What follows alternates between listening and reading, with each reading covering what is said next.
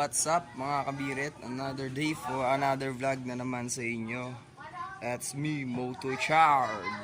So ngayong araw na to sa soundcheck natin yung Akrapovic pipe pati yung Villan pipe natin. So ito yung Akrapovic pipe natin, hawak ko.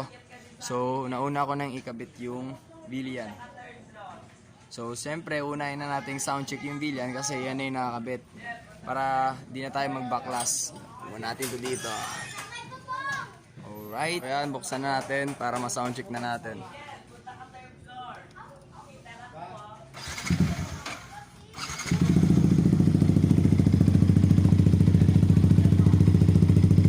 So ayan mga kabiret, yan yung tunog ng Villan pipe natin.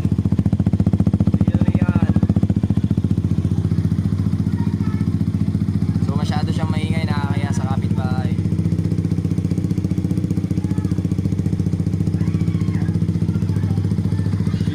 Pipe.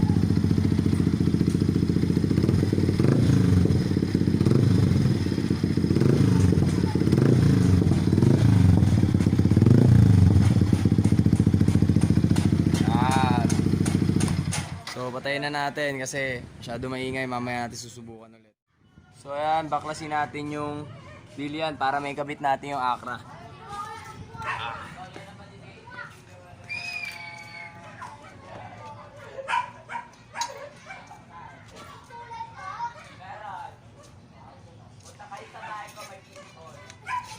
So yun mga kabiret, plug and play lang siya kasi pareha lang siya ng sukat ng elbow natin. Naka big elbow na rin tayo.